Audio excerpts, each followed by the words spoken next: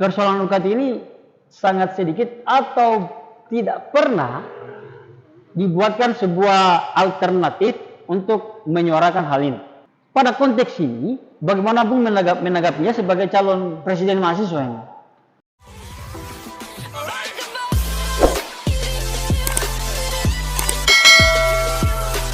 Itu tahap pertama adalah audiensi. Ya. Melakukan sebuah audiensi. Nah, pertanyaan selanjutnya adalah, apakah cukup dengan audiensi? Setelah audiensi apa? Jadi gini, kalau kita menyusun strategi, Asik. Ini makanya pertanyaan tadi kan langkah strategis. kalau kita menyusun strategi, kita pastikan semua bukti-bukti valid, kemudian langkah-langkah konkret selanjutnya. Artinya kalau kemudian dengan audiensi tidak mengamini apa yang menjadi problem, kita menggunakan cara lain. Intinya pada persoalan ini kita berupaya secara maksimal agar problem ini bisa terselesaikan dengan baik. Gitu. Dan kemudian harapannya tindakan-tindakan ini tidak bisa dilakukan dan tidak dilakukan lagi oleh kelompok-kelompok baik mahasiswa maupun dosen. Oke, menarik ya. Menarik. Iya. Rokok Bung, rokok. Iya, saya tidak merokok masalahnya. Hah? Saya tidak merokok. Oke. Jadi silakan gas. Oke. Jadi kalau memang audiensi nanti itu tidak teramini lagi, maka ada alternatif lain. Ya. Tapi untuk problem kampus ini kan kalau kita lihat sebenarnya dia kan instansi ya. Nah, kekuatan instansi itu kita bicara regulasi. Ya. Artinya nanti kalau Bung misalnya menjadi ketua BEM nanti, terkait dengan persoalan isu-isu parsial ini, isu-isu sistem prokes dan pengamplopan ini, apakah ada tawaran regulasi kira-kira yang ditawarkan oleh Bung ketika nanti menjadi calon ketua BEM? Karena kekuatan kita kan regulasi. Ya benar. Jadi gini, kan kita lihat bahwa tidak ada, sebenarnya bukan pada regulasi universal sudah baik sebenarnya. Kalau dalam problem ini.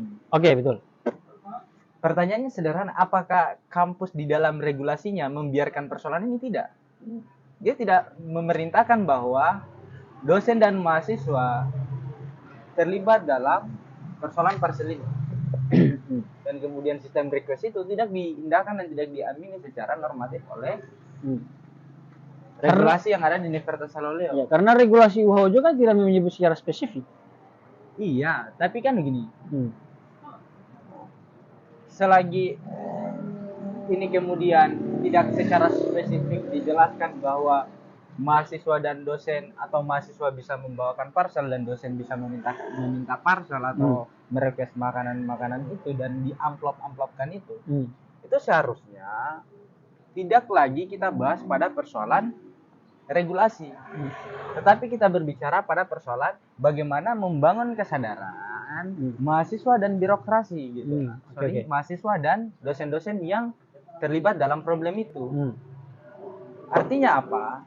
Lagi-lagi kita kembali pada persoalan pertama tadi. Kalau kedua ini menganggap ini sebagai bukan masalah, ya kita juga lembaga tidak mungkin merujuk pada wilayah yang terlalu jauh dan dia ini tidak merasa diberatkan gitu. Kalau semisal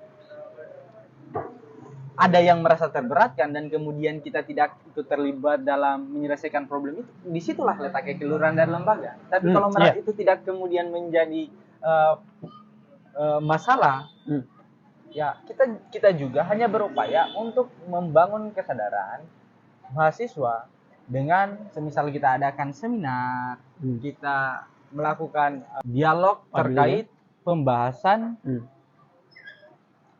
terkait problem ini gitu. Iya.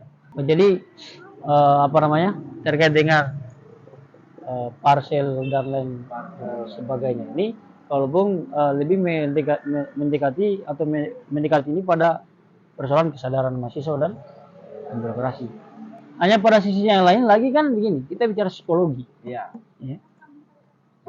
Kalau kita bicara psikologi mahasiswa, apalagi misalnya yang bawa parcel ini kan psikologi bukan lawan. Iya kan? Kalau psikologi melawan kan mungkin ini bawa parcel ya. Banyak juga sebenarnya yang melawan saat melakukan ya, itu. Maksudnya berpengetahuan tapi tidak melawan. Kan tidak semua berpengetahuan itu melawan. Ya, menyadari itu tapi masih bawa juga. Artinya dia tidak melawan juga. Ya. Artinya dia tidak merasa dirugikan mungkin. Sama saja kalau mau analogikan begini. Kalau adikku misalnya masuk di kampus, kemudian dipajaki. Oke. Ternyata setelah saya tanya, anggap masalah lah itu. Tidak anggap masalah. Oh, jadi masa kita langsung membiarkan saja? Kan kira-kira analogi sederhananya begitu. Iya. Ini sebenarnya kita sudah masuk pada pembahasan tadi dengan analogi saudara. Kita bagaimana membangun kesadaran mahasiswa dan kesadaran dosen bahwa itu tidak baik gitu. Sebenarnya pada wilayah itu yang kita harus konkretkan dan kita selesaikan. Oke. Kalau pada persoalan regulasi, tidak ada regulasi di regulasi yang membiarkan pada persoalan itu. Oke. Tetapi Menarik ini. problemnya kenapa kemudian ini bisa terjadi? Lagi-lagi pada persoalan kesadaran ini. Oke, Mereka tidak merasa terbebani dan kemudian dosen merasa terbiasa. Gitu. Ya. Oke. Artinya apa? Salah satu alternatif yang terpenting untuk kemudian menghilangkan problem-problem ini yaitu membangun kesadaran mahasiswa bahwa tindakan-tindakan ini itu tidak boleh dilakukan oleh mahasiswa. Dengan apa? Dengan metode dialog tadi, kemudian audiensi dengan birokrasi terhadap problem ini. Sebenarnya banyak instrumen. Yang terpenting adalah ada salah satu mahasiswa yang merasa dirugikan. Itu saja sebenarnya problemnya. Oke.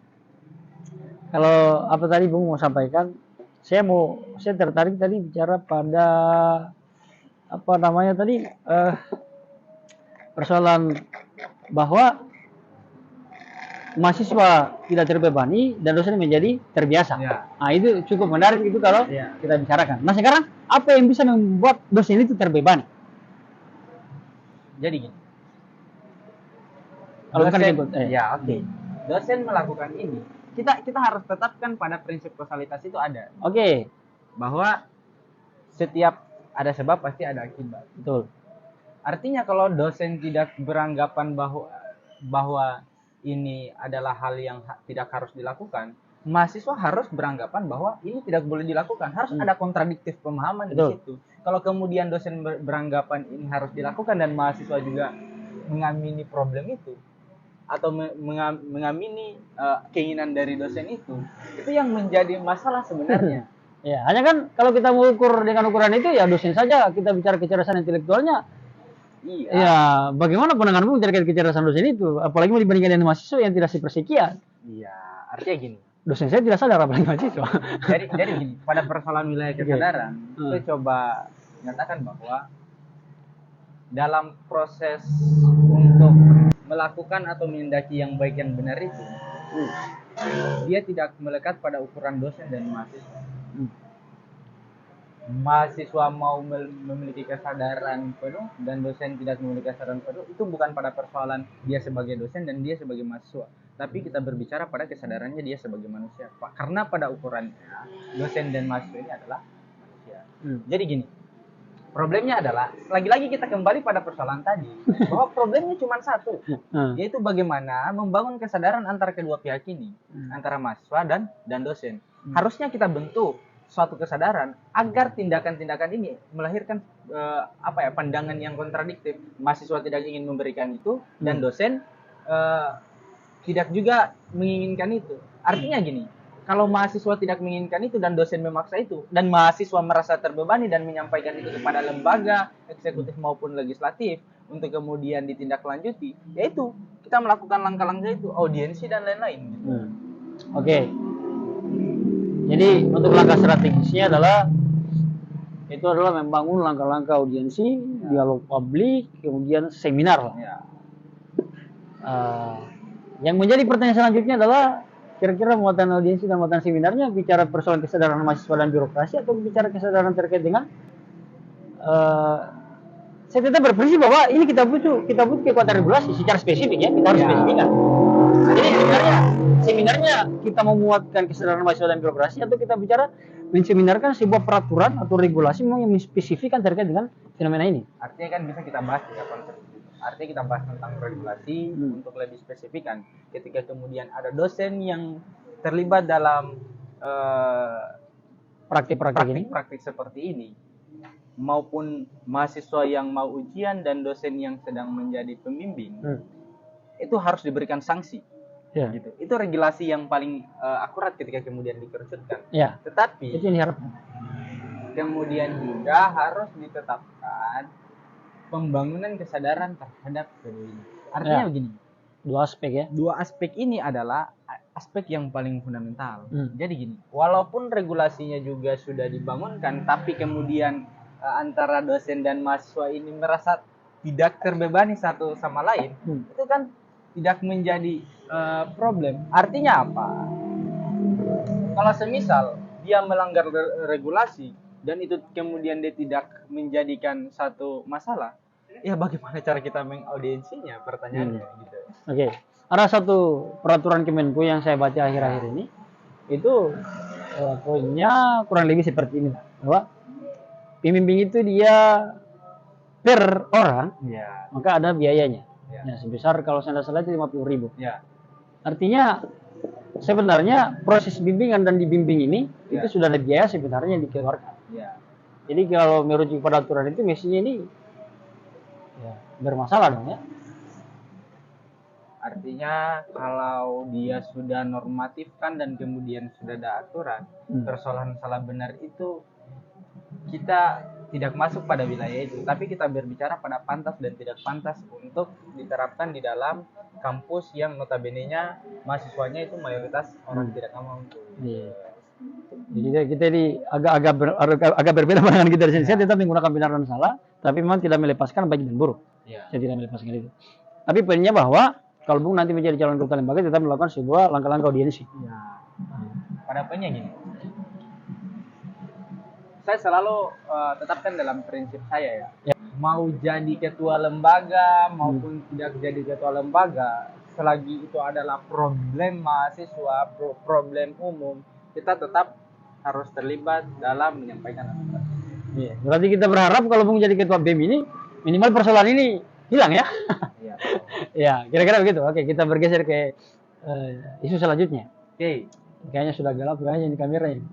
Tapi Jadi kita lanjutkan dulu lah. Kalau Kita anda apa nanti sebentar baru kita lihat. Ya. Ya.